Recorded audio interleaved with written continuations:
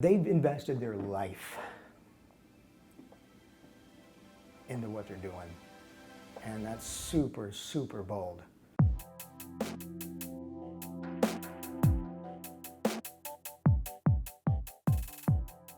Hey guys, this is Michael Oberstadt with Keller Williams Showcase. I'm here with another local focal episode for you with our first Highland Township business. I'm super excited to announce our guest today, Mr. Jason Miller with Iron Pride Gym and Body Formulas. Welcome, Jason. How are you? I'm good. How are you? I'm doing really well, thank you. So you are the new owner of Iron Pride, correct? Correct. Okay. So tell me a little bit about how that came to be and how you got to be involved in the fitness industry. The history of me getting into the fitness industry, I used to be a CNC machinist for probably 8 years prior to 2000. I've made some not so high quality choices in my past that led me to do some time in prison. And that's where I learned to do what I do for a living in my career. And so that was my first taste of the fitness industry, was actually behind bars and what they had to offer there. Okay. And when I came home, the issue with 9/11 happened. And so there was a ceasefire, and everybody thought they were going to be converted to military production. So I stayed training and working out, and one thing led to another, and I did bodybuilding competitions and things like that. And I met a local guy who had a gym, and he gave me a shot. I started with cleaning bathrooms, and then I understudied with him on nutritional aspects and got certified. And in 2002, I formed Body Formulas. I've been at Iron Pride for right around 12 years as an independent contractor operating Body Formulas Incorporated. And in that process of time, I created a really super cool relationship with the owner, whose wife Faraday is actually my daughter's godmother. Oh, and okay. so we're really tight knit, and this gym and the people in it, members and so on, are very tight knit. We're a family. It's a very good club. And Tim, wanted to retire, had been talking about it for 5 or so years. And with what's occurred with the pandemic, it was like a push for him to retire, and kind of like a bold push for me to say, all right, I need to get back out of my comfort zone and take some stuff on.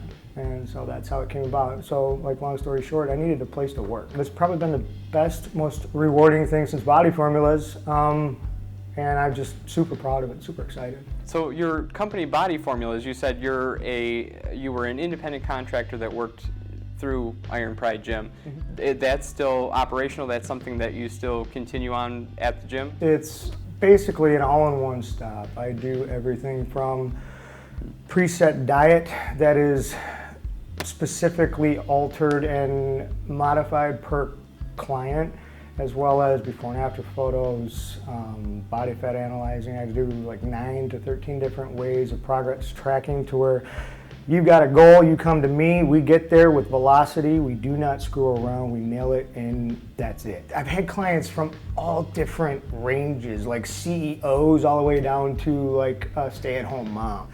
I'm the guy that'll get you into shape fast. You have a timeline, we are gonna make it, and you will be in shape. Awesome.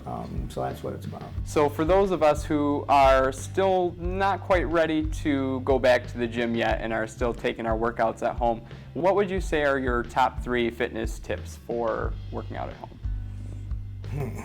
Specifically working at home, find your motivator. Everybody's got something. Like with Body Formulas, I named it Body Formulas because everyone has a formula for their body. We got multiple body types, we've got energy levels, so many things, and when you find what works for you, harness that. Me, if I have no motivation, if all else fails, headphones, my favorite music, that works for me. It may be a certain atmosphere for somebody, paint the place you're working out in your basement a certain color, whatever works for you, but that motivation is key. The second thing that I would recommend for people or suggest would be know how your body responds to food.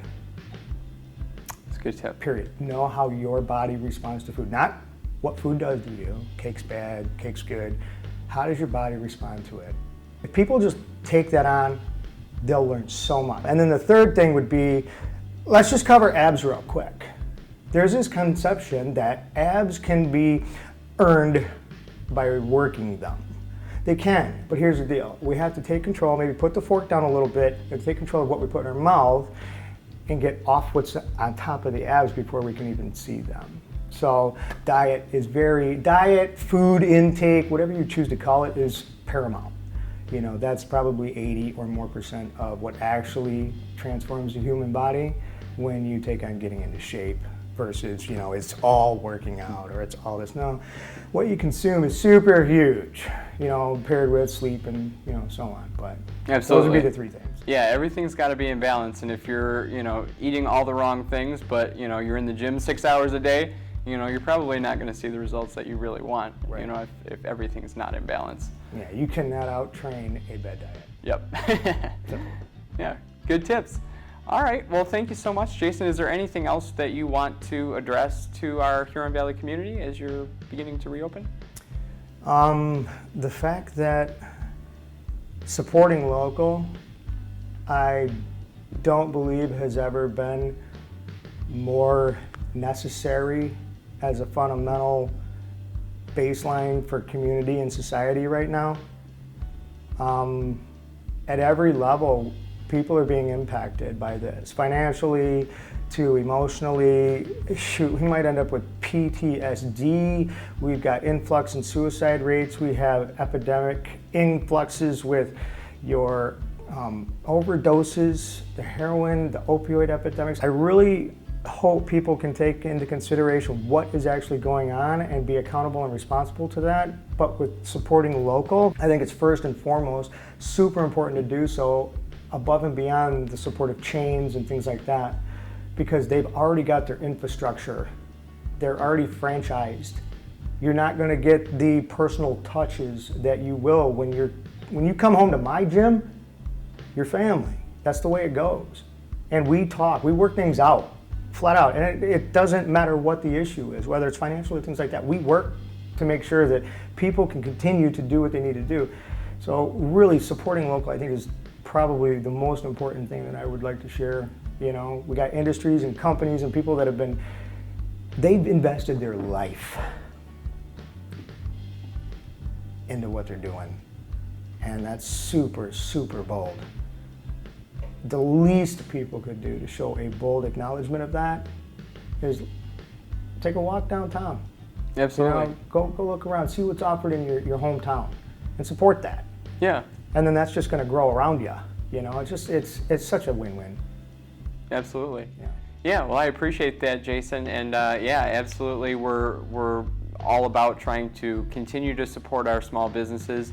Especially as they reopen. Like Jason said, that's the least we can do. You know, take a walk downtown, spend a few bucks at a small vendor, join a local gym. And with that, I really appreciate you being on with us today, Jason. And Thanks for the opportunity. yeah, absolutely. And we'll see you in the next Spotlight interview. Thank you.